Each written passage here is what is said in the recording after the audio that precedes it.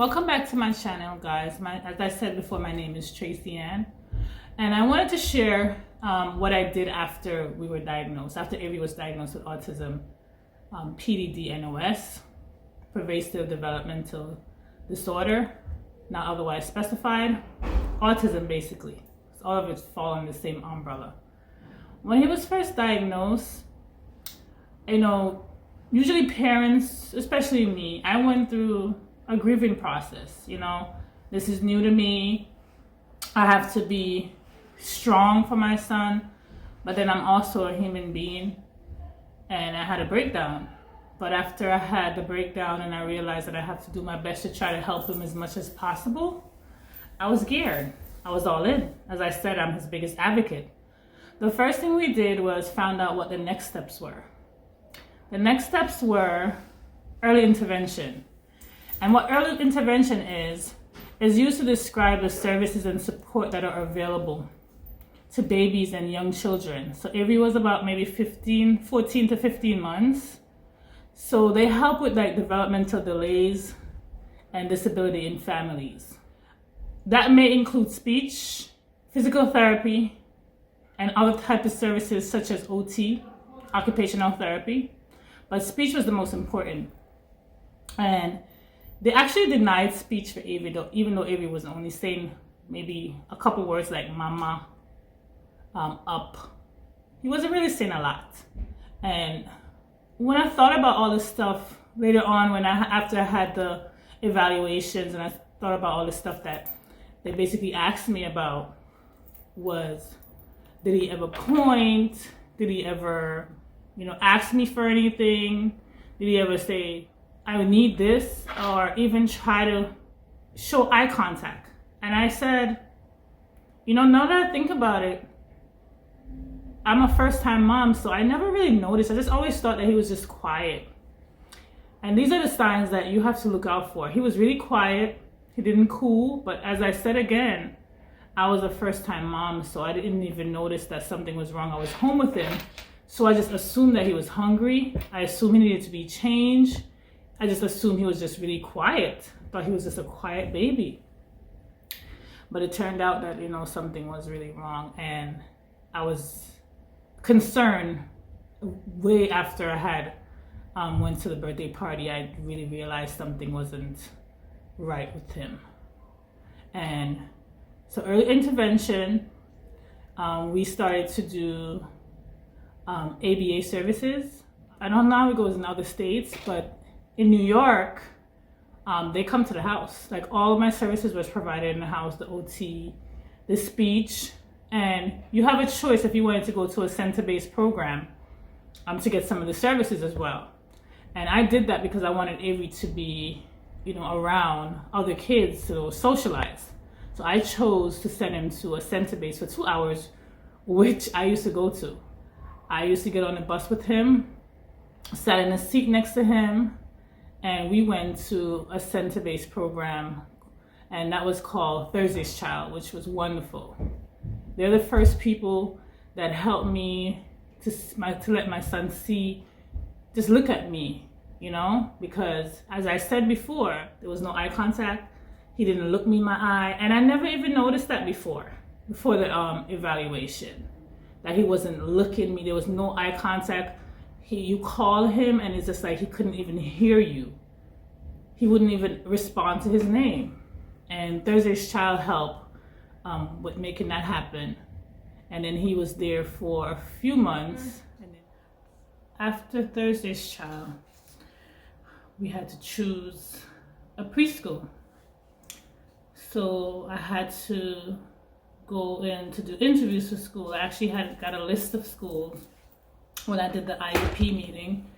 And the IEP stands for Individualized Education Plan. So it's a plan specialized for your kid. So after I did the touring of the schools, I actually ended up choosing the Block Institute. And the Block Institute is a specialized preschool, basically. So he went there from ages 3 to 5. That was a choice of mine because when I did my tour, I liked the place, because they had a swimming pool and kind of was sold, and it came with a good reputation. And I remember going there and doing my interview, doing my walkthrough, basically. And I was so tired because I didn't get any sleep. I used to work overnight at the Barclays Center. And I came straight home from work, got Avery ready, and we went to do this tour. I fell asleep while Avery was doing the tour in the classroom, and they let me sleep. So that was the extra bonus.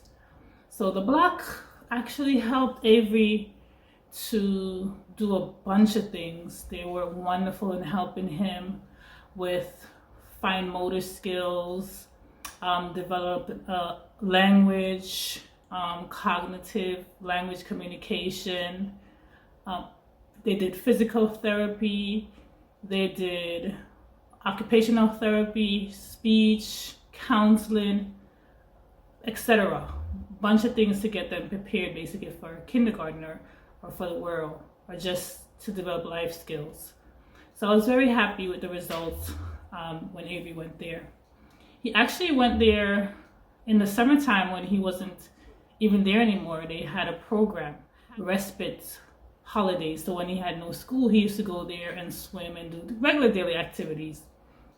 So that was a good school and that was a good program. They don't have it there anymore, but it was a great program. So after the Block Institute, then come looking for kindergarten. So I had to do the Turning 5, and a lot of parents in New York know what I'm talking about, but I actually had to do the Special Needs Turning 5 meeting, which I had to go to a big meeting. They went over all these different things, IEPs, and Avery ended up having to go to a regular school because at the time his teacher was on maternity leave and some mix-up went on, and Avery ended up in a regular integrated school in special ed, which I knew wasn't going to work. And one thing with New York here, you have to go through a process. And as a parent, I knew that Avery did not belong in regular school. He's not capable of being in regular school because he was still wearing a diaper. He wasn't potty trained, and he was 5 years old. Avery still can't even tie his shoelace. There's a lot of things that he couldn't do. Couldn't heat up his food, can't be independent. So for them to tell me that he was ready to be independent and go to a regular school, that was crazy.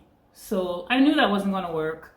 So I didn't get upset. What I did is I know the ropes, so I went through the chain of command.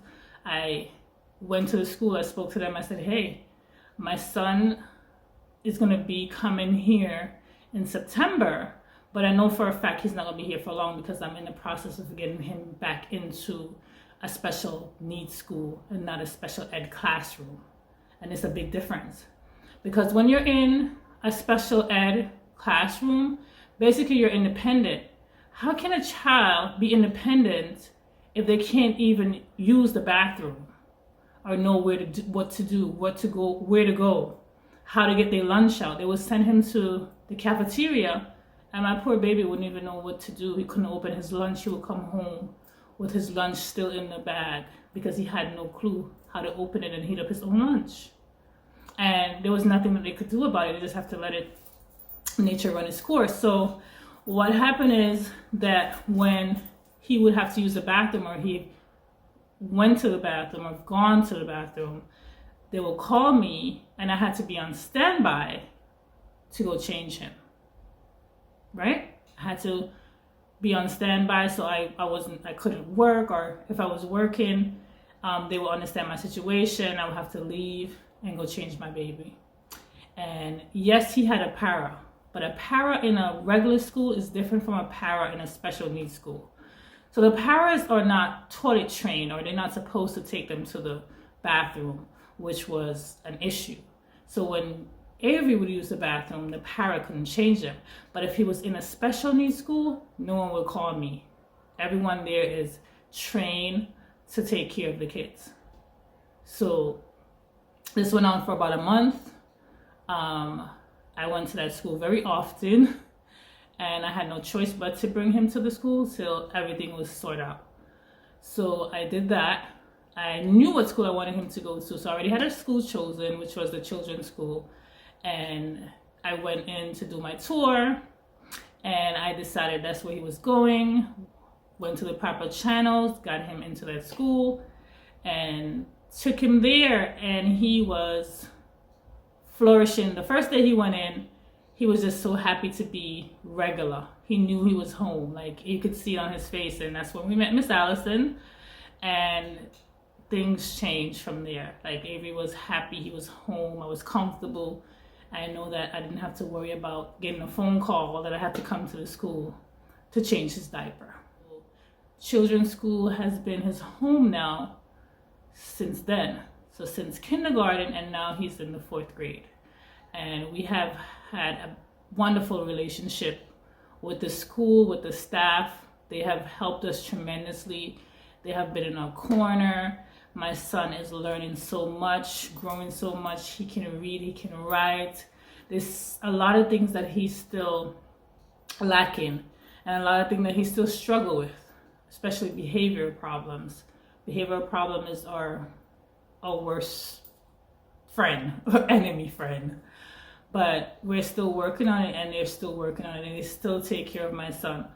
And I wanted to share a little more about other services next time I do a video, because I wanted to, just let you guys know what we did after the diagnosis, what came after. But then there's some other things that came after all of this stuff, or in the middle between that. There's other services that I would like to talk about another time.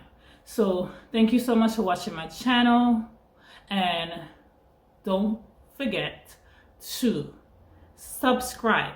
Please subscribe, share, like, tell all your friends, and I will be seeing you guys again to share more stories on how Avery and I are doing and what we did during our journey. Thank you so much for watching.